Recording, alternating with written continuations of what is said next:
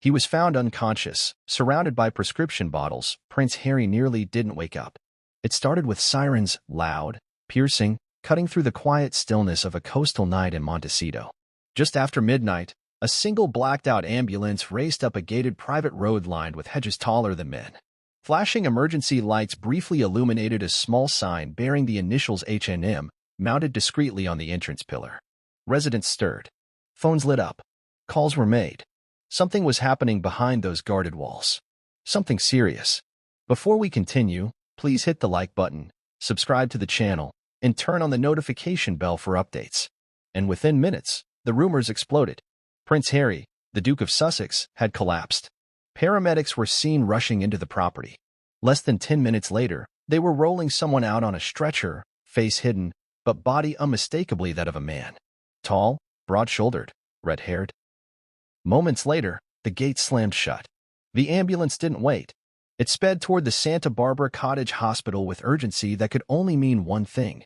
This was a life-or-death situation. What the public didn't yet know, what only a few insiders were whispering, was that the man on that stretcher was unconscious. And not because of any physical injury or illness. According to sources with direct knowledge of the hospital intake that night, Prince Harry had suffered what appeared to be an overdose. Unintentional or otherwise, the royal-turned-exile had spiraled into a medical crisis that has now sent shockwaves through 2 continents. By morning, the news had already leaked to one man who would waste no time blowing it wide open. Piers Morgan.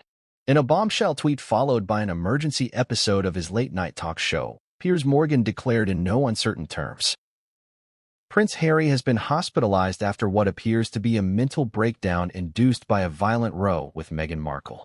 My sources tell me it involved threats about custody of their children and ended with Harry spiraling into an all-too-familiar darkness.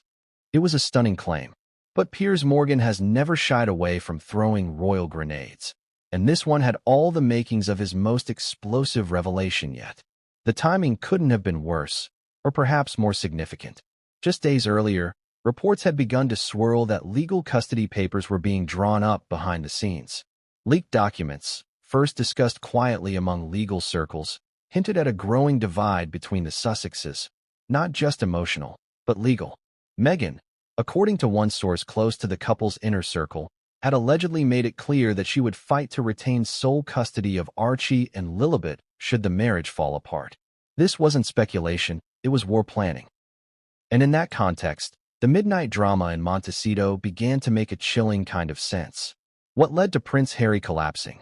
What happened behind closed doors that left one of the world's most talked-about men lying unconscious in a private California emergency ward? The answer, as suggested by Piers Morgan and supported by a rapidly assembling web of insiders, revolves around a brutal confrontation that reportedly erupted between Harry and Meghan shortly before the emergency call was made. It began with a confrontation about the children. According to sources, Meghan allegedly confronted Harry about leaked legal documents which suggested he had been seeking joint custody of Archie and Lilibet, something Meghan had not agreed to. The exchange reportedly became heated, personal, and loud. Very loud. Neighbors in Montecito described hearing raised voices. One even said she considered calling the police. Another claimed they heard Meghan scream something along the lines of, "You will never take my kids from me." An emotionally drained Harry, already under the strain of media attacks, royal estrangement, and public ridicule, was pushed beyond the edge. According to one former staff member, Harry has long struggled with extreme stress, episodes of depression, and, on at least 2 occasions in the past, substance abuse as a form of coping. That former aide, who worked at Frogmore Cottage before the Sussexes left the UK, revealed that Harry once admitted privately he sometimes used chemical silence to quiet his thoughts. Which begs the question, was this latest incident the result of a man seeking silence again, one last time? Piers Morgan has doubled down, insisting that the palace is doing damage control while Archewell staff scramble to contain a spiraling narrative. He has accused Meghan Markle of emotionally pushing Harry into the crisis, comparing the situation to a psychological hostage crisis, where Harry, isolated from his family, has been manipulated beyond recognition. To make matters worse, the emergency medical report, leaked anonymously to a tabloid known for its royal scoops, allegedly indicates that Harry was found unresponsive on the floor of a private upstairs bedroom. No sign of head trauma. No obvious injury. Just prescription bottles nearby, half empty. Toxicology reports are pending. Hospital sources, speaking anonymously, confirmed that the patient listed under the alias Henry M. Windsor was unconscious upon arrival and stabilized only after medical intervention. One nurse was quoted saying, "It was very serious. He wasn't just passed out. He was in deep distress. He looked gone."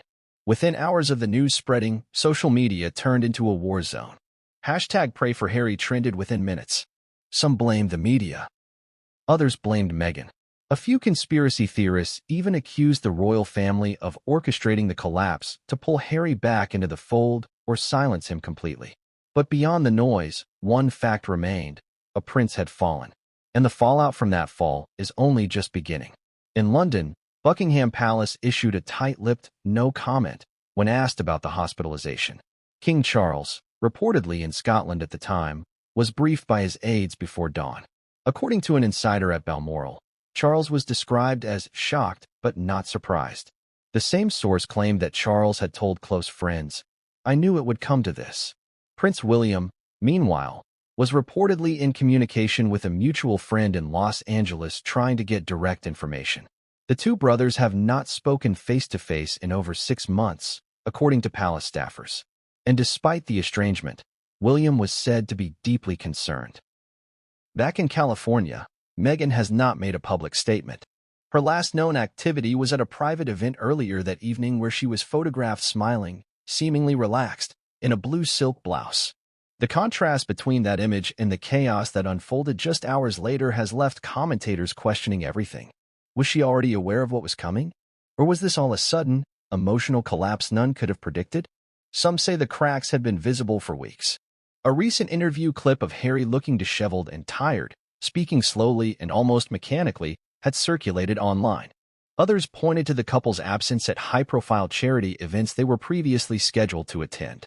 Then there was the awkward silence during Harry's speech at the Nexus 2025 summit, where audience members exited mid-sentence and Harry left the stage in visible rage. Looking back, the signs were there. This was a man unraveling in public view. The introduction to this story isn't just about a prince in crisis. It's about the systemic breakdown of a man who once symbolized hope, rebellion, and reinvention. It's about a marriage imploding under the weight of its own contradictions. A royal name exiled, then commercialized, then scandalized. And in the middle of it all is a man who may not know who he is anymore. This story isn't just gossip. It's a warning. A warning about what happens when fame, trauma, media, and personal demons collide in the vacuum of privacy. A warning about what happens when institutions fail, and when people become brands, and love becomes performance. Prince Harry didn't collapse in a vacuum. His fall is a mirror to something deeper, something uglier. And as this investigation unfolds, the world will watch not just to understand what happened that night, but to answer the haunting question that now hangs in the air. What happens when a prince no longer feels like he belongs anywhere at all? It began quietly. The kind of eerie silence that wraps itself around wealthy hillside neighborhoods just before something breaks the stillness. Montecito, known for its discreet mansions and heavy celebrity traffic, was on the edge of sleep that night. But behind the heavy wooden gates of a particular residence nestled off the main road, a property cloaked in tall hedges, private security, and an air of constant surveillance, something snapped.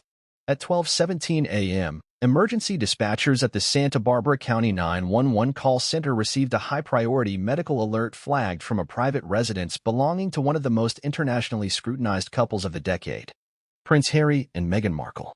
The call, placed by a household staff member, was direct but vague. The staffer reportedly told the operator that the individual was not responding, breathing shallowly, possible ingestion, unknown cause.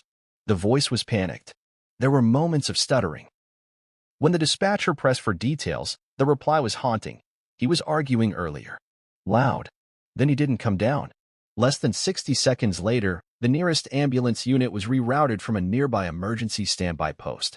Montecito's response teams are trained to handle the occasional A-list emergency, from minor injuries to private mental health crises involving high-net-worth individuals. But nothing about this call seemed minor. As the sirens began to wail softly in the distance, nearby residents started to stir. Some were used to seeing paparazzi flashes or celebrity convoys, but flashing red and blue lights after midnight? That was rare. One neighbor, an elderly woman living in a home just 2 doors down, later told a local reporter, "I thought there had been a break-in. But then I saw the paramedics running and like someone had stopped breathing." The ambulance arrived at 12:23 a.m. 3 paramedics and 1 supervisor exited the vehicle with medical gear in hand. The front gate was already open. Security personnel in black shirts and earpieces waved them in quickly. No time for questions. The team entered the house through a side entrance, one reportedly used for service staff and deliveries. Sources later revealed the main foyer and living area were dimly lit, silent, and almost hauntingly sterile. Inside, a staff member led them up a back staircase into a second-floor bedroom where Prince Harry lay on the floor, face down, one hand curled near his chest. He was reportedly wearing sweatpants and a thin white t-shirt. His skin, according to one first responder, appeared unusually pale. His lips, dry and slightly discolored. His breathing was faint and erratic. His pulse, weak but present. One of the paramedics moved quickly to check his airway. The others prepared for access and heart monitors. A basic toxicology screening kit was opened, though it would take longer to confirm any actual substances. The paramedics noted the presence of 3 prescription bottles on the nearby dresser, one for anxiety, one for sleep, and another unlabeled. The staff member who had placed the call was trembling in the hallway, allegedly unable to answer whether Prince Harry had taken anything deliberately. As the medics worked, Meghan Markle was nowhere to be seen. Whether she was in another part of the house or had already left by the time the emergency occurred remains unclear. 2 conflicting reports emerged within the next 24 hours, one claiming she had been the one to find Harry unconscious before fleeing the room in tears, and another alleging that she had walked out during the earlier argument and was not present when he collapsed.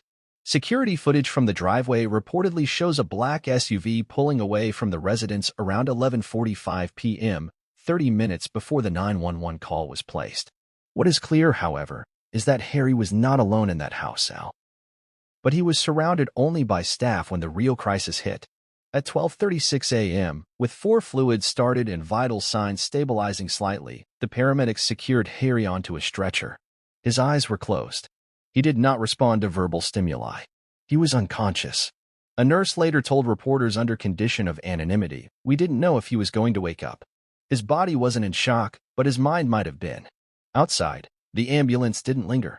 There was no flashing of lights for the cameras. No blaring sirens.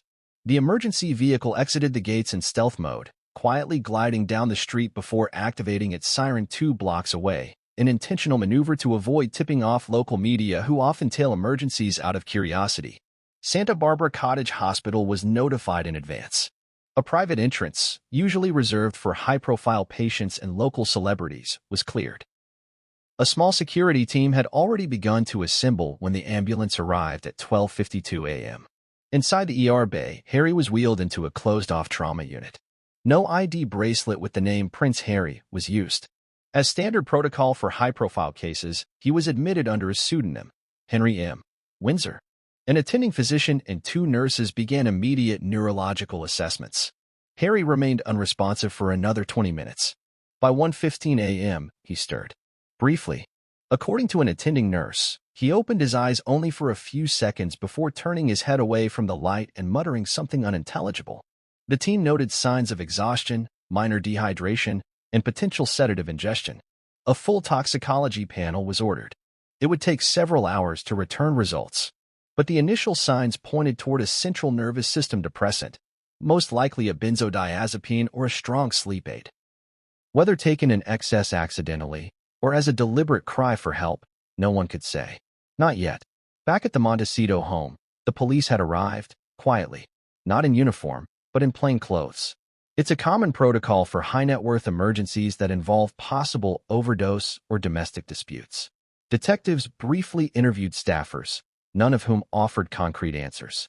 The atmosphere in the house, according to one officer, was clinical and cold. No crying, no chaos, just unease. The officer's notes, leaked later to a local blogger, mentioned the smell of essential oils in the air, half-burnt candles in the bedroom, and a discarded envelope on the desk with legal letterhead. The envelope was sealed, but its appearance sparked questions. Was it related to the rumored custody battle? Was this collapse not just physical, but legal? A symbolic unraveling of Harry's world all at once. By 2:30 a.m., security at the hospital had doubled. Two Montecito-based royal security staff stood outside the ER unit. Another three positioned themselves around the hospital perimeter. Staff were told to avoid all contact with the patient. Phones were confiscated temporarily. Staff rotations were adjusted to ensure no one unfamiliar entered the floor. Meanwhile, media outlets began picking up whispers. A local paramedic posted a cryptic tweet, "Celebrity emergency in the hills tonight. Hope he pulls through." It was deleted minutes later, but the digital footprint had been captured. By 3 a.m., the first British tabloid broke the story online. The headline was vague but urgent: "Royal panic in California. Prince Harry hospitalized after medical scare." That was all it took. Newsrooms scrambled. Twitter exploded. And by the time Piers Morgan hit publish on his own post less than an hour later, the narrative was no longer speculation. It had become a global event. The hospital made no official statement.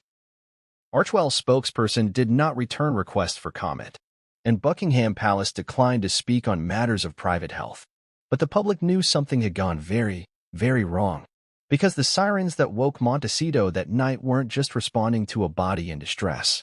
They were the signal of a deeper fracture, one that was no longer just emotional or reputational. This time, it was physical. This time, it was Prince Harry's own life that teetered on the edge. The emergency call that night will be remembered not just for its urgency, but for what it revealed. A man, once one of the most photographed faces on Earth, brought to silence in a dark bedroom. A life split between two worlds, collapsing in real time. A household built on rebellion and reinvention now rocked by a moment of devastating human fragility. And as the cameras now circle and the world demands answers, one thing is clear. That midnight ambulance wasn't just carrying a royal to safety. It was carrying a cry for help the world could no longer ignore. When the rest of the world was still waking up, when news desks were still verifying whispers and Archewell remained eerily silent, one man had already broken the silence with the sharp force of a digital explosion. At 4:11 a.m. UK time, Piers Morgan published a tweet that would ignite headlines across the globe. Breaking: Prince Harry hospitalized in California after emotional collapse. My sources confirm paramedics were called to his home following a heated confrontation. Toxicology tests pending. What the hell is happening to this man? No hashtags. No emojis. Just a blunt, chilling message that spread like wildfire. In minutes, it was trending in multiple countries. Within the hour, it had been screenshotted, analyzed, shared across Instagram, reposted on Reddit, and quoted by rival journalists trying to catch up. And true to form, Piers wasn't done. He followed the tweet with a surprise live segment on his talk show. Looking stern, wearing a dark navy blazer over a crisp white shirt, he stared directly into the camera and delivered a monologue that many called brutal, some called necessary, and others deemed deeply invasive. This is no longer a story about rebellion. It's not about royals versus the media. It's not even about fame. This is a story about collapse. I have it on very good authority that Prince Harry, yes, the same Prince Harry who once led campaigns about mental health awareness, was found unconscious in his own home last night. Unresponsive. And the trigger? A domestic row with Meghan over leaked custody documents. The studio fell silent. No audience clapping. No laughter. No music bed to soften the blow. Just the weight of the words. Sources close to the family have told me Harry was in an emotionally fragile state in recent weeks. He was under immense pressure. We all saw it at that bizarre summit appearance. He couldn't even finish a speech without storming off. Now we learn he's possibly relapsed? What's going on behind those walls in Montecito? He leaned forward. Let me be clear. If this was anyone else, if this was a soldier, a veteran, a father, a husband, we would be screaming about intervention. But because it's Prince Harry, we tiptoe? No, I won't. And then came the line that would be quoted for days. I warned years ago, remove him from the royal institution, isolate him from his family, and put him under the thumb of a woman who understands media better than Buckingham Palace ever could. And what do you get? A man adrift. This isn't just a headline. This is a tragedy unfolding in real time. Critics called it cruel. Supporters called it courageous. But one thing no one could deny. Piers Morgan had thrown open the doors on a story that many were still cautiously tiptoeing around. With his trademark bluntness, he had forced the question no one in the mainstream had yet dared to ask. Was Meghan Markle responsible, at least in part, for her husband's breakdown? In the hours that followed, royal commentators began surfacing on various morning shows. Some echoed Piers' concerns. Others begged for empathy and demanded restraint. But the tone had been set. It was no longer just about a hospital visit. This was now about blame. And Piers had drawn the first line in the sand. Across social media, users split into camps. Hashtags like #ProtectHarry, #BlameMeghan, and #Piers crossed the line trended simultaneously. In one corner were those applauding Piers for speaking uncomfortable truths. In another were thousands accusing him of capitalizing on a vulnerable man's crisis. Celebrities weighed in. Some subtly liked tweets supporting Harry. Others reposted Piers' segment with snide comments or outright disgust. But the shockwaves extended far beyond Twitter. At Buckingham Palace, aides were said to be fuming. Though they had no official role in managing Harry's PR anymore, the palace still understood the dangerous implications of a narrative led by Piers Morgan. One anonymous staffer reportedly told a BBC correspondent, "The last thing His Majesty needs is another Piers media storm dragging the monarchy's name through personal scandal." Behind the walls of Archewell, things were no calmer. According to a media consultant who once worked with the foundation, Meghan Markle was reportedly furious at the way the situation was unfolding. Not just about Harry's collapse, but about Piers Morgan being the first to shape the narrative. "She's obsessed with control," the consultant said. "This was supposed to be private.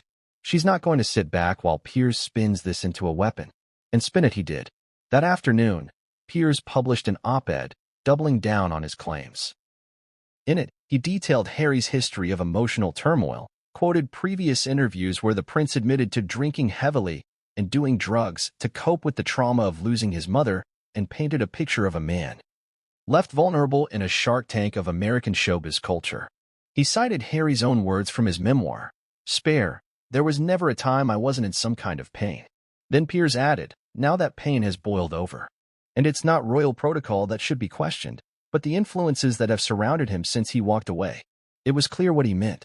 He didn't need to name Meghan again. Her shadow hung over every sentence. In a bold move, he even called for intervention. If Harry has indeed relapsed, if he's in a fragile psychological state, it is imperative someone steps in. Whether it's his brother, his father, or professional medical teams, someone must save him before it's too late. That single line set off a cascade of discussions across networks. For once, Piers was not alone in calling for action. Mental health professionals joined the conversation. Some praised Piers for raising awareness. Others warned of the dangers of speculating on suicide, addiction, or domestic turmoil without verified facts. But they all agreed on one thing: Prince Harry's current condition was a national and global concern. Late-night talk shows picked up the story. Some mocked Piers' obsession with the couple.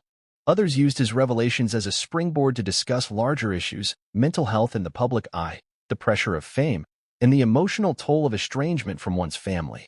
By the end of the day, it was clear that Piers Morgan had succeeded in what he likely set out to do: force a reckoning.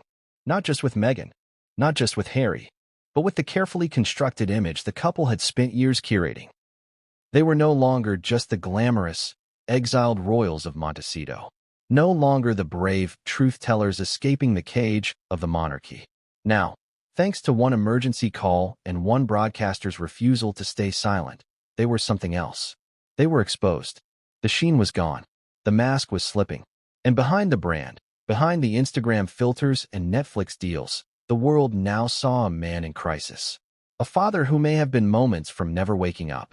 A woman accused of pushing him to the edge. A media empire built on authenticity, now unraveling under the weight of its own silence. And it had all begun with a tweet. Just 16 words. In an age of tightly controlled PR, choreographed appearances, and digital illusion, it wasn't a palace statement or a press conference that pierced the veil. It was Piers Morgan, a man reviled by many, respected by others, and feared by almost everyone in the celebrity class. Love him or hate him, his words couldn't be ignored. Not this time. And now, with the eyes of the world watching, with every detail of Harry's collapse now being dissected, Piers has demanded one final thing from the public. Don't let them sweep this under the rug. Don't let them hide behind palaces or press teams. He's a man, a father, a brother, and he's clearly in trouble. The question now isn't whether Piers went too far. It's whether he went far enough to wake the world up to a crisis no one wanted to see. Inside the walls of Santa Barbara Cottage Hospital, beyond the layers of private security and silent corridors, the truth about Prince Harry's condition slowly began to form. Not in the form of official statements, not from royal representatives or Archwell's well-oiled PR machine, but from the one place where secrets are hardest to keep in a high-profile medical case, hospital staff. It was just past 3 a.m. when nurses began exchanging glances and hushed words. The man they knew only as Henry M. Windsor had been stabilized, but something about the entire scene didn't feel standard. The emergency protocols were excessive. The security details hovering in the hallways weren't just hired bodyguards. They were high-level professionals with silent radios and stern expressions. It was clear they weren't there just to protect a man in a fragile state. They were there to control a narrative. And yet, even the tightest circles have weak points. One orderly, tasked with transporting medical equipment into the room, told a friend in the early morning hours that the patient was surrounded by medical staff taking turns checking vitals every 15 minutes. "I've never seen them work that carefully on someone who wasn't in a coma," the source said. He was awake, but barely talking, just nodding or blinking. Another nurse, who later chose to speak anonymously to an online health journalism outlet, revealed more concerning details. When he was brought in, there was a lot of talk about what he may have taken. The first screen came back showing heavy sedatives in his system. Not street drugs, not alcohol, prescription, but way over the safe amount for a single night. "We were worried about respiratory suppression." The nurse added that the team administered a reversal agent as a precaution, medication used to counteract the effects of central nervous system depressants like benzodiazepines. He wasn't seizing. His heart rate wasn't spiking. But he was out. Not asleep, gone. Eyes moving, lips dry, chest shallow. We honestly didn't know if he'd pull through without assistance. That assistance came in the form of hydration, oxygen support, and careful monitoring. By around 4 a.m., Prince Harry began to regain some semblance of consciousness. But he reportedly remained quiet, confused, and emotionally numb.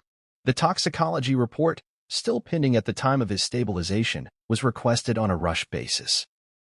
In high-profile cases like these, discretion is key. But as one hospital administrator noted, it's impossible to have a patient this famous under our care without someone noticing. Whether it's a nurse, a tech, or someone in billing, rumors start spreading. Within hours, staff were being warned against speaking to the media. Phones were restricted from certain areas. A lockdown was issued on digital records. The hospital had learned its lesson from past celebrity scandals. But even silence can speak volumes. What was known, and soon confirmed by multiple whispers from inside the ER, was that Harry's condition was not due to a medical emergency in the traditional sense. It was pharmacological. It was chemical. And it was likely preventable. According to one medical specialist brought in for private consultation, Harry's system showed signs of what he called stacked interaction, a term used when multiple prescription drugs, each relatively benign on their own, build up in the system to dangerous levels due to stress, poor sleep, or mixing with over-the-counter aids. When asked directly if it looked like a suicide attempt, the consultant shook his head. No, it doesn't appear intentional. But it does look like someone who wanted the pain to go away, even just for a night. Someone overwhelmed, pushed past the threshold of rational behavior. Another doctor involved in the early treatment described the patient's emotional presentation in stark terms. He was calm. Too calm. That kind of stillness, it's not peace. It's resignation. Like a man who's already accepted something terrible. This narrative began to gain traction in the press. As journalists sought to confirm details from the hospital, anonymous sources continued to feed fragments of the story, the nature of the drugs, the dosage, the emotional state Harry was in when paramedics found him. One particularly disturbing detail emerged from a nurse familiar with the night shift. There was a piece of paper in his hoodie pocket. Crumpled. Looked like it had been ripped out of a notebook. No official letterhead. Just handwriting. Scribbles, really. But one phrase stood out. It said, "No one listens." I saw it with my own eyes before security took it. The phrase, chilling in its simplicity, immediately fueled speculation. Was it a note to himself? A message for someone else? Was it written during the argument with Meghan? Or was it the silent cry of a man no longer able to contain his internal chaos? Medical staff noted that despite regaining full consciousness by mid-morning, Harry remained detached. He refused food initially. He barely spoke. When asked if he understood what had happened, he reportedly responded, "I don't know anymore." It wasn't the response of someone unaware.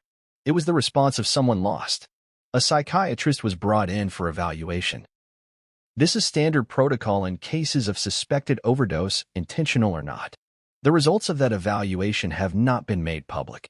But according to one hospital insider, the report noted a clinical recommendation for acute stress intervention and extended observation. Translation: Harry was not ready to go home. He needed supervision, possibly psychiatric support, perhaps even a transfer to a private mental health facility. And yet, within 36 hours, he was quietly discharged. The official reason? Stabilized, monitored, recovered. But many suspect another force was at play: image control. Because while Harry lay sedated and confused in a sterile hospital bed, headlines were erupting around the world. And someone, somewhere, wanted to put a stop to it. Medical experts outside the hospital began weighing in. On national news panels and social media live streams, doctors debated what could lead to this type of collapse. Some pointed to Harry's long-documented trauma. The death of Princess Diana, the pressure of growing up royal, the loss of structure after leaving the monarchy. Others discussed the toxic mix of fame and isolation that often traps celebrities in self-medicating behavior. But the most common theme was this: emotional suppression. Dr. Alana Greer, a clinical psychologist and trauma specialist, gave an interview to a UK outlet saying, "Prince Harry has been screaming for help in plain sight for years. Every interview, every confession, every awkward appearance, he's been signaling distress. And yet because he smiles in photos or attends galas, we assume he's okay. That's not how mental health works." She continued, "When a person loses their anchor, whether that's family, routine, identity, it can create a type of free fall. Add a contentious relationship, a legal battle over children, a global microscope, and personal grief. It's a recipe for collapse." Her words echoed through the coverage like a warning bell. This wasn't about royal gossip anymore. It was about survival. Still, for every voice of compassion, there was a wave of speculation. Tabloid headlines screamed about drug abuse and marriage meltdown. Online forums spun conspiracy theories. Was Meghan trying to have Harry committed? Had he uncovered something about the royals that he wasn't supposed to? Why was there no official photo of Harry leaving the hospital? Why were American authorities being so tight-lipped? Meanwhile, medical staff at the hospital returned to their routines. But the whispers remained. The night Prince Harry was brought in became legend among the ER team. Not because of who he was, but because of how fragile he seemed. Because of how close he may have come to not waking up. One final detail, shared by a nurse who saw Harry during his last hour in the hospital, stands out. He was sitting up in bed. The curtains were drawn. There was sunlight, but he didn't look out the window. He just stared down at his hands. Someone brought him a photo, two kids smiling, probably sent by Meghan or a nanny. He looked at it for a long time, then put it face down. That moment, silent, tragic, and deeply human, encapsulates the truth no medical report can capture. This isn't just about medication, or custody battles, or media narratives. This is about a man breaking down, not in a palace, but in a quiet hospital room with no crown, no camera, no crowd. Just a man, just a father, just a husband. And perhaps, just another patient trying to survive the weight of being who the world thinks he is. The night Prince Harry collapsed wasn't just the result of exhaustion or medication. That much is clear now. It was the culmination of a private confrontation so volatile, so deeply personal, that it may go down as one of the most pivotal moments in the Sussex saga. Not merely because it led to a hospital dash, but because it peeled back the final layer of a marriage once branded as revolutionary, healing, and deeply bonded. What occurred behind the walls of their Montecito mansion that night was, according to insiders and leaked staff accounts, the emotional detonation of a long-simmering war between two people who had stood together against the world until they couldn't anymore. It reportedly began over legal documents. A thick manila envelope, hand-delivered earlier that day, had been left unopened on the kitchen island. Inside it, sources claim, were custody-related filings, part of an ongoing negotiation that had, until recently, remained private even to close friends of the couple. The issue? a clause regarding jurisdiction and parental rights in the event of separation. According to one staff member, Harry had been trying to insert a shared custody stipulation, something that would protect his rights as a father if things between him and Meghan deteriorated. He wanted to have it in writing, the source said. He was scared. He didn't trust where things were heading. But when Meghan discovered the document, everything reportedly unraveled.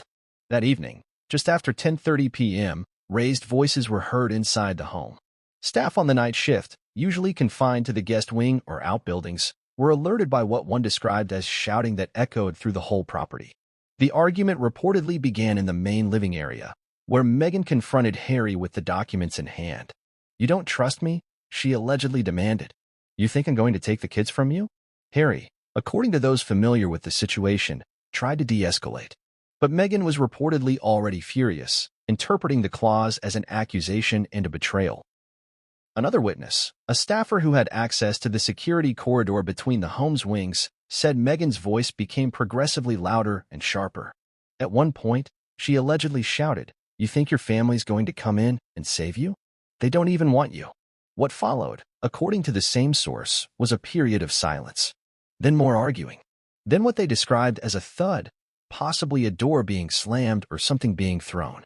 Minutes later, Harry was seen walking up the stairs alone, his face pale, his body language deflated. Meghan reportedly left the house shortly afterward. Security footage allegedly shows her exiting through the garage, getting into a black SUV, and being driven away without explanation. She did not return until well after the ambulance had already left. But it's what happened during those final moments alone that likely changed everything. Harry, now alone in the upstairs suite, was left to spiral. Insiders believe that the argument triggered more than just hurt feelings. It may have dredged up traumas Harry has spent years trying to manage.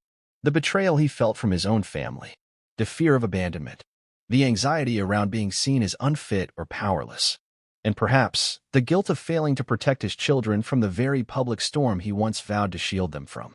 It's no secret that Harry has long struggled with the fear of being silenced or sidelined.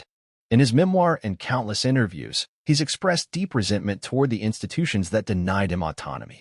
To now feel that same fear coming from within his own marriage, over access to his children, could have been the breaking point.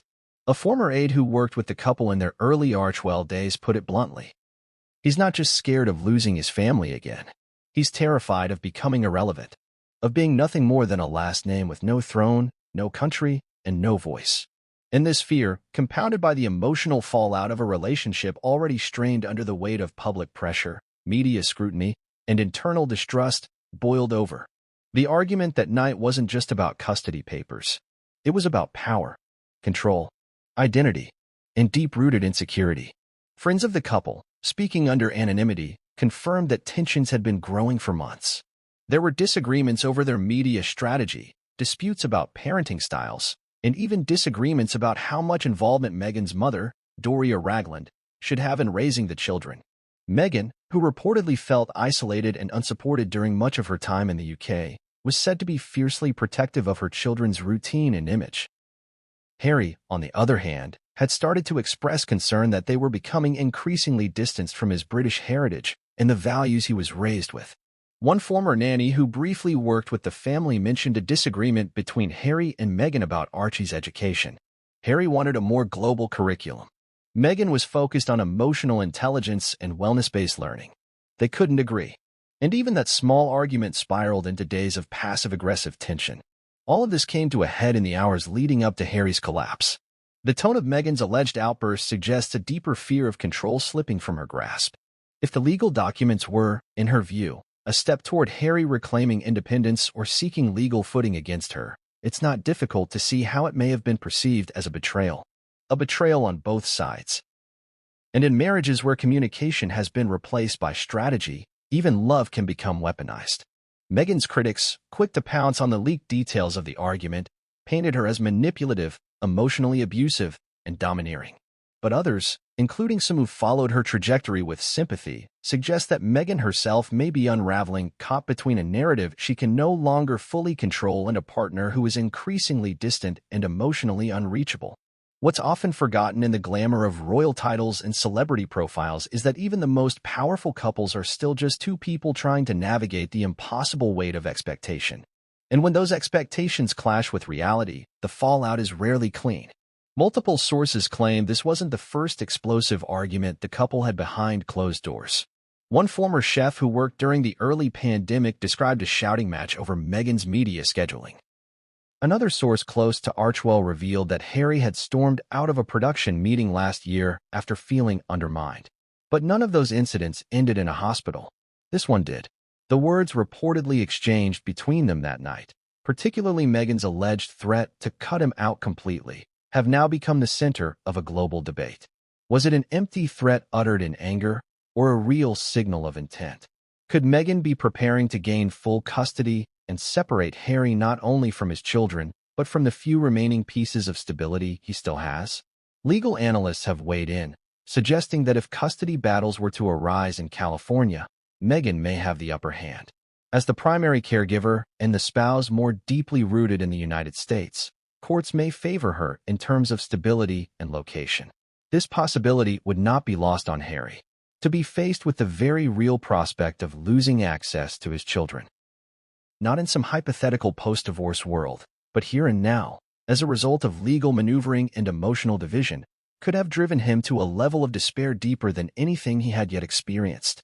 And when coupled with the trauma of his mother's death, the public shaming by the British press, and the deteriorating relationship with his brother and father, it becomes painfully easy to understand how a man can collapse under such weight.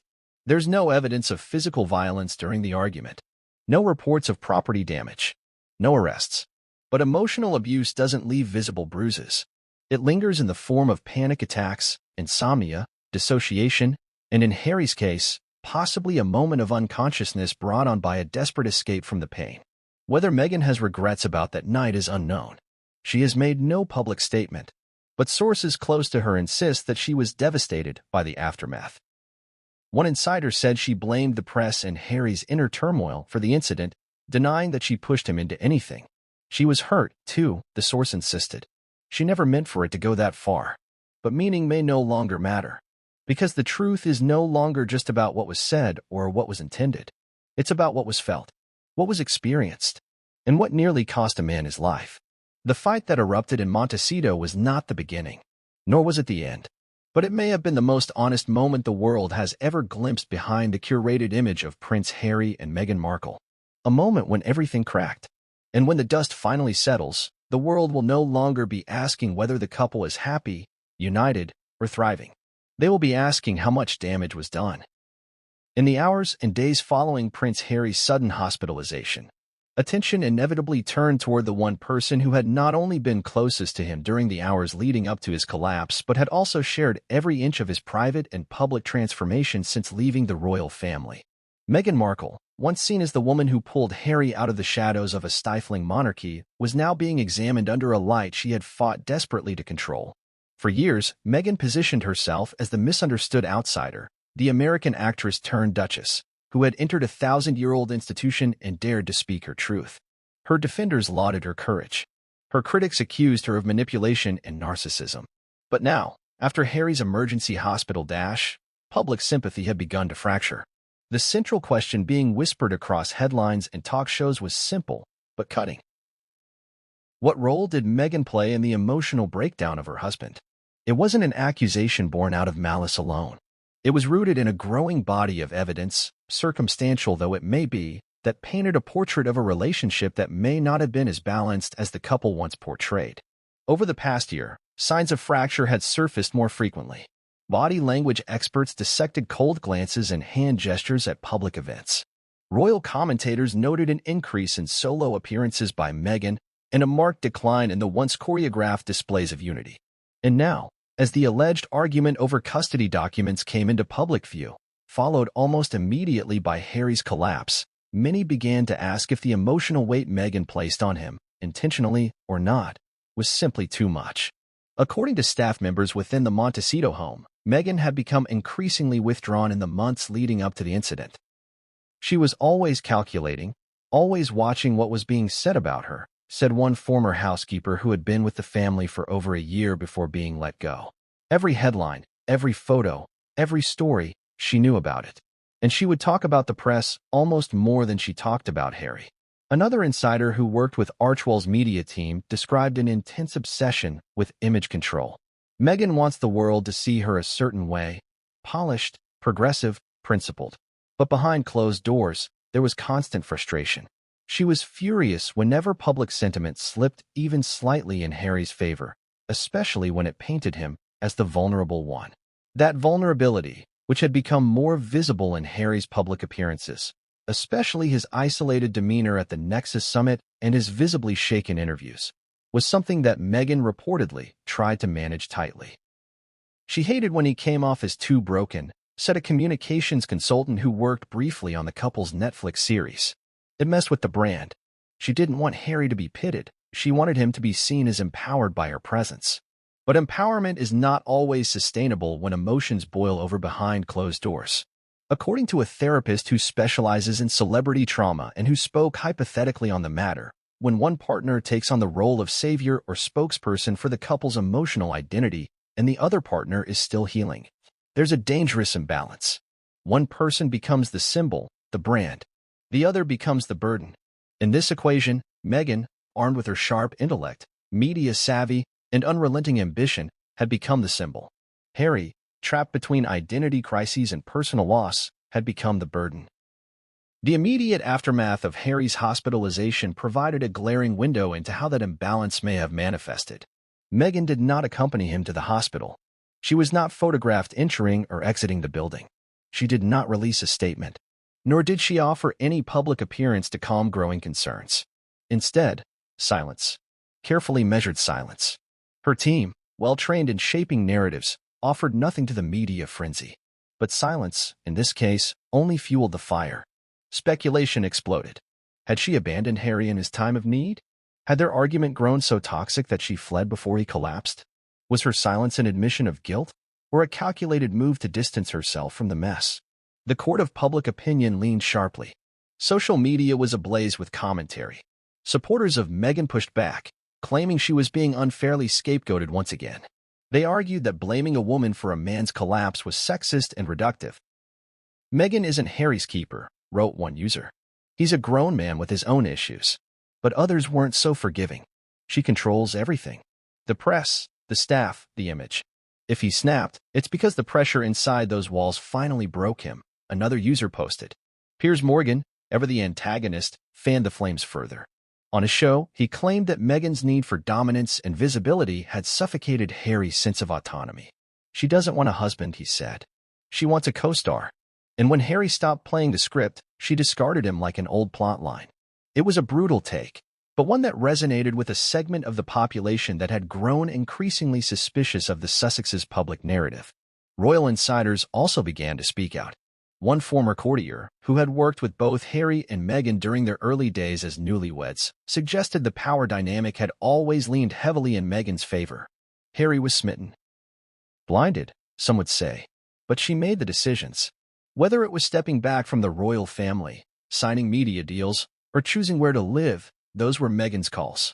That power imbalance was never more visible than in the events following the couple's infamous Oprah interview. While Meghan spoke boldly about her mental health struggles and experiences of racism, Harry's role seemed muted. When he did speak, he appeared nervous, occasionally unsure, and deeply protective, especially of Meghan. That protectiveness, many now believe, was not merely romantic. It was desperate. Desperate to shield her from criticism. Desperate to be useful. Desperate to keep the one person who, in his mind, rescued him from a family he believed had failed him. But now, with that same person allegedly threatening to cut him off from his children, the emotional scales have tipped. Former friends of the couple have gone silent. Joint ventures have paused. Public relations contracts tied to Meghan's projects have reportedly begun reevaluating their association with her name. Not because of confirmed wrongdoing, but because of the growing public perception that Meghan may not be the resilient heroine she has long claimed to be. Mental health experts have also joined the discourse, not to demonize Meghan, but to contextualize the danger of toxic dynamics in high-pressure relationships. Dr. Paul Hendrickson, a clinical psychologist who specializes in high-conflict marriages, said in a televised interview, "It's important to recognize that emotional abuse doesn't always look like violence or shouting. Sometimes it's control, isolation, withholding affection, gaslighting. And when one person holds all the power, emotional, financial, parental, the other can be driven into crisis. He added, if Harry felt cornered, cut off from his past, threatened with losing his children, and publicly ridiculed, his emotional collapse becomes not just understandable, but tragically predictable. Still, many warn against jumping to conclusions without hearing from Meghan directly. Public figures close to her have urged restraint. One Hollywood director who recently worked with her on a project tweeted, "Meghan has carried more weight on her shoulders than most people will ever understand. Let's not pretend we know what goes on inside someone else's marriage." That may be true, but the optics are undeniable. A husband hospitalized, a wife silent, a nation and world once captivated by their love story now questioning whether it was built on something more fragile than they realized. As days pass and more details emerge, Meghan's role continues to be dissected, not necessarily as villain or victim, but as a central player in a very public unraveling. Her every move is now being reinterpreted through a new lens. Every speech about resilience, every comment about surviving scrutiny, every moment she appeared beside Harry, gently guiding him through interviews and engagements, now feels like part of a carefully managed performance. What was real? What was rehearsed? And more importantly, what did Harry need that he wasn't getting? In the absence of answers, the world is left to speculate. And speculation, especially in the digital age, can become its own form of truth. One thing is certain, Meghan is no longer just a supporting character in Harry's story. She is now, rightly or wrongly, part of the crisis. Not because she called an ambulance, not because she forced his hand, but because their lives, their brand, and their emotional identities are inextricably tied together. And when one falls, the other can't avoid the debris. As the chaos surrounding Prince Harry's sudden hospitalization settled into a fog of unanswered questions and intense public speculation, attention turned to the documents that allegedly triggered it all. In a world where royal rumors rarely hold weight without visible proof, this time, the whispers weren't just gossip. They came with substance, tangible, legal, and deeply personal. The leaked custody documents, first hinted at by anonymous insiders and then referenced directly by Piers Morgan during his televised exposé, quickly became the centerpiece of the unfolding tragedy. What was in those papers? Who leaked them? And why were they in the Sussex household, waiting, like a bomb, to detonate? Multiple media outlets began to converge on the story within 48 hours of Harry's hospitalization. A source close to a California-based legal team, believed to be involved in early-stage family law consultations for either Harry or Meghan, told a reporter that preliminary drafts outlining custodial contingency had been floating between legal representatives for months. While not a finalized divorce filing, the documents allegedly contained outlines for hypothetical arrangements in the event that separation occurred, especially concerning the welfare and domicile of the children. Archie Harrison Mountbatten-Windsor and Lilibet Diana Mountbatten-Windsor. These weren't public court filings. They were private, preemptive drafts designed to clarify parental rights before conflict erupted. But someone had shared them, and they ended up in Meghan's hands without Harry's knowledge of the exact contents, setting off the argument that ultimately led to his collapse. One version of the leak claims that Meghan discovered the documents accidentally on Harry's private desk. Another suggests she had been forwarded a copy by one of her own legal advisors, who believed transparency was essential, especially if Harry had been working behind the scenes to protect his rights as a father. What Meghan reportedly read within those pages struck a nerve. According to insiders, the documents detailed a proposal for dual custody, with a clause that emphasized shared decision-making for major educational, medical, and spiritual choices for the children, regardless of whether the parents remained in a romantic relationship. It also reportedly sought to block the children from being relocated out of the United States without mutual consent. On the surface, it appeared to be a protective measure. But to Meghan, it read like a warning. One legal expert, reviewing the rumors in a televised roundtable, explained how such clauses could be interpreted. These kinds of drafts are common in high-net-worth relationships where cross-border issues are involved, the attorney said. But for a partner already feeling isolated or distrustful, it can feel like a preemptive strike. Like you're being prepared for war you didn't know was coming. And Meghan, already hypersensitive to public opinion and power shifts, allegedly viewed the document as exactly that. According to an Archewell staffer familiar with the couple's private routines, Harry had been consulting quietly with a California-based law firm since late spring, following a series of arguments with Meghan about parenting decisions and where the children should spend more time. He had reportedly grown uneasy about what would happen if their marriage continued to deteriorate. The same staffer claimed Harry was particularly focused on retaining regular access to his children should Meghan ever decide to relocate permanently to another state or even another country. While Meghan had not formally stated such intentions, her recent solo trips to New York, Canada, and London had left Harry feeling increasingly excluded from major decisions about the children's travel and care. One friend of the prince, speaking on background, said Harry felt he was slipping further into the margins of his own family. It wasn't about punishing Meghan. It was about preserving his identity as a father. And yet, to Meghan, the drafts represented something deeper: betrayal. She reportedly accused Harry of going behind her back, of trying to wrest legal control through paperwork rather than open communication. In Meghan's world, where image is everything and trust is currency, Harry's decision to consult lawyers in secret wasn't just a legal maneuver, it was a personal affront. The reaction was immediate and severe. Staffers said the argument that followed wasn't just loud, it was surgical. She went point by point through the documents, questioning his motives, his language, even the word choices, said one household employee. It wasn't just emotional. It was calculated. One clause reportedly caused a particular uproar. It stated that in the event of a mental health crisis, either parent could petition for temporary sole custody, pending evaluation. Meghan allegedly viewed this as a direct attack on her credibility, or worse, an attempt by Harry to preemptively accuse her of being unstable. Ironically, that same clause now raises uncomfortable questions about Harry himself, who, less than 2 hours after that argument, was found unconscious and rushed to a hospital. The leak of the documents triggered a legal and public firestorm.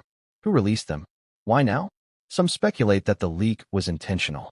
A power play, perhaps even orchestrated by someone inside Meghan's team to get ahead of a potential separation narrative.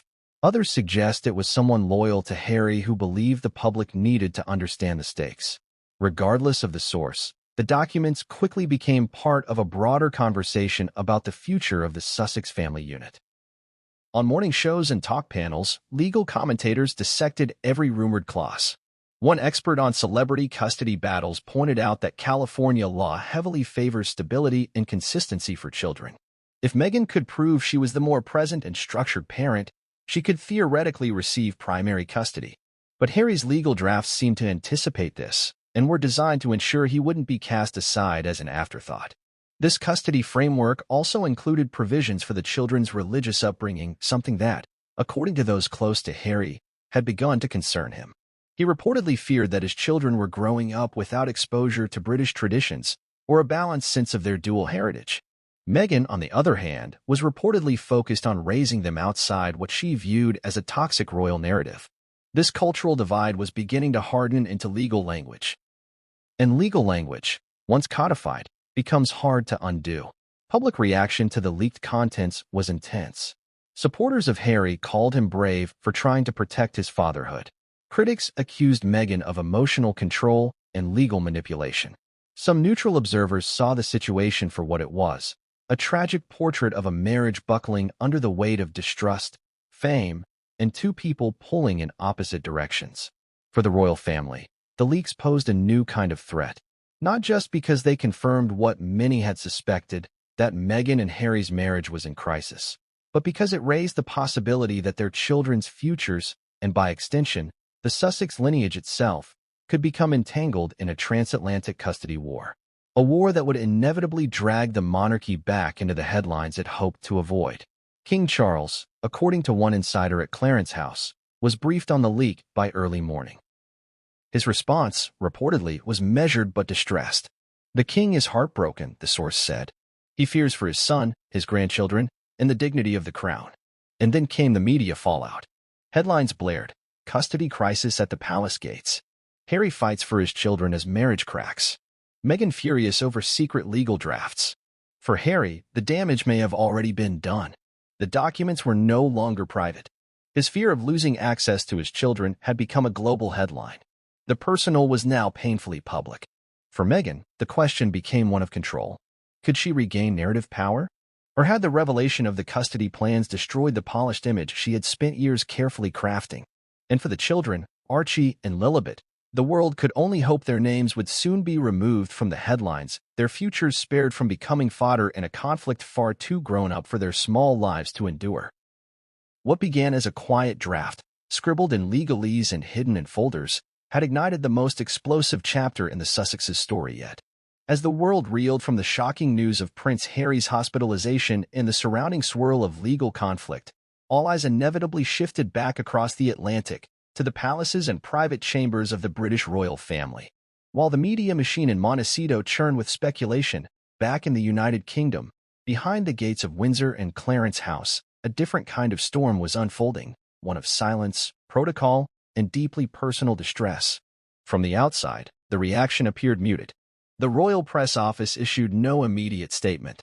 Buckingham Palace remained cloaked in formality, repeating their familiar refrain, "We do not comment on matters pertaining to private health." It was a line designed to protect, to insulate, to avoid inflaming an already volatile situation. But behind those official walls, the truth was far more human, and far less contained. According to sources close to the monarchy, King Charles III was one of the first to be notified. The call came in the early hours of the morning, delivered by a trusted aide at Birkhall, the king's private residence in Scotland.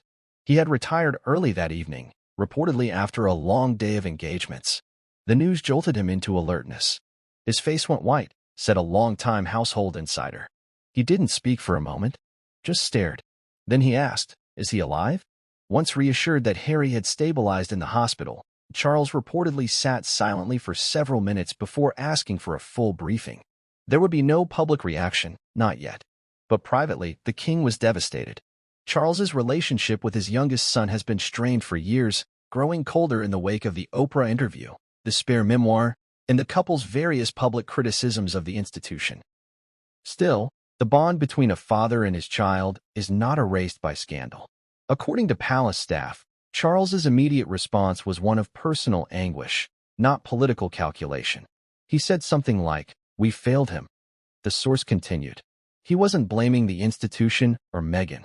It sounded more like a father mourning the distance between him and his son. There were no immediate calls made to Meghan, according to insiders, nor were there messages exchanged with Archewell. Instead, the palace began gathering information through quiet diplomatic channels and security reports already coming in from California. Within hours, they had a clearer picture of what had transpired, at least enough to realize this wasn't a mere fainting spell or publicity stunt. This was real and serious. Prince William, for his part, was informed shortly after his father. He was reportedly in London at the time, attending to duties related to the Earthshot Prize. According to a source close to Kensington Palace, William's reaction was less shocked, more pained. "He's been worried about Harry for months," the source said. "He's seen the interviews, the breakdowns, the withdrawal from family. But to hear that Harry collapsed, it hit him hard." Unlike Charles, William's reaction included frustration, not anger at Harry himself, but at the circumstances that had brought things to this point. The leaked custody documents, the volatile argument with Meghan, and the sheer public spectacle of it all only deepened the wedge between the brothers. He asked, "Where does this end?" The source added. "He's genuinely afraid that the next call won't be about a hospital visit. It'll be about something worse." While William reportedly refrained from calling Harry directly, believing that such contact, under the current conditions, might only inflame tensions, he did reach out through a mutual friend in California. That contact, whose identity remains undisclosed, was tasked with checking on Harry's recovery and reporting back discreetly. Princess Catherine, still recovering from her own medical treatments in the public eye, was described as deeply moved and heartbroken by the news. Though her role in the family often appears ceremonial, those close to her say she has long played a quiet role in trying to maintain civility between the brothers. "She cried," one of her aides revealed. "This wasn't just about Harry. It was about what the children will grow up hearing, about how far they've all drifted." At the same time, palace courtiers scrambled to manage the potential fallout. A royal in crisis, even one technically no longer working within the firm, posed a massive threat to the monarchy's image, especially at a time when King Charles had been attempting to stabilize and modernize the institution. Meetings were convened behind closed doors. Communication strategies were reviewed. The senior members of the royal household reportedly debated whether they should release a statement, expressing concern or sending private well wishes. But each option was met with complications. If they spoke out, they risked appearing hypocritical, given their history of distancing themselves from Harry and Meghan. If they remained silent, they risked accusations of indifference or cruelty. Ultimately, the decision was made to wait, to monitor Harry's recovery and gauge public sentiment before making any move. Meanwhile, Princess and Prince Edward were also informed. Both were said to be shocked, though they kept their reactions close to the chest. Neither has maintained a close relationship with Harry in recent years, but both reportedly expressed concern behind palace doors. It's one thing to be frustrated with a family member, one courtier explained. It's another thing entirely to hear that he might have died. Queen Camilla, often cast as the behind-the-scenes strategist of the family, reportedly urged caution. According to insiders, she advised Charles not to rush into public commentary or emotional decisions. She reminded him that while Harry was his son, he was also someone who had brought immense strain to the monarchy's public image. She was worried about the crown, one source admitted. But that doesn't mean she was cold, just pragmatic. Back in Montecito, the royal family's absence was glaring. As Harry lay recovering, no official visit was made. No flowers sent from royal residences. No calls, at least none confirmed, came from the British royal line. But that doesn't mean they weren't watching. Charles reportedly requested hourly updates for 2 days straight. William remained in contact with intermediaries, and internal advisors began drafting what one aide called a reconciliation contingency. A loose proposal for what steps could be taken if Harry were to reach out, either for emotional support or possible reintegration. It wasn't about inviting him back into the fold, the aide clarified. It was about ensuring there was a path open should he choose to come back. Not to work, not to serve, but to reconnect, to be part of the family. The concept of reintegration was complex. For years, Harry had lambasted the family in the press, in books, and in front of millions of viewers. Forgiveness wouldn't come easily. But now, with the specter of mortality suddenly real, priorities were shifting. Some senior royals reportedly floated the idea of sending a trusted emissary to California. Someone Harry respected. Someone who might bypass the formalities and reach him as a person, not as an institution. Names discussed included Lady Sarah McCorquodale, Diana's sister, or even one of the late Queen Elizabeth's close friends. The idea was ultimately shelved. Too risky. Too soon. Instead, the family chose to wait. To see how Harry emerged from the fog of crisis. To gauge Meghan's next move. And perhaps most importantly, to see whether the public tide would shift again in Harry's favor or continue to fracture. For the British monarchy, the stakes were higher than public relations. They were generational. Harry's children, though removed from royal titles and practice, were still part of the bloodline. Their futures mattered. Their well-being reflected, however indirectly, on the family name. A protracted custody battle in the American courts, involving mental health allegations and public feuds, could cast a long and damaging shadow on the institution King Charles had spent a lifetime preserving. That's why the conversations in the palace were no longer just about healing. They were about legacy, stability, control. If he spirals again, one insider warned, the monarchy can't be seen as complicit. They have to show they care, even if they don't know how. And that may be the most tragic irony of all. In a family built on protocol, Harry's suffering represents everything they struggle to face: messy emotion, unresolved trauma, and the kind of love that can't be managed by press releases or staged photographs. Behind the palace doors, there is no plan for pain. Only reaction, calculation, and, occasionally, the quiet heartbreak of a father watching his son drift further and further away. In a midnight emergency that sent shockwaves through 2 continents, Prince Harry was rushed to the hospital after collapsing inside his Montecito home. Now, Piers Morgan is blowing the lid off what really happened behind closed doors, suggesting this was no accident, but the result of a brutal argument with Meghan Markle over leaked custody documents. Sources say Meghan threatened to take the kids and cut him out completely. Is this the breaking point in their already fragile marriage? And what was in the documents that triggered such an emotional spiral? Stay with us. What we've uncovered may change everything you thought you knew.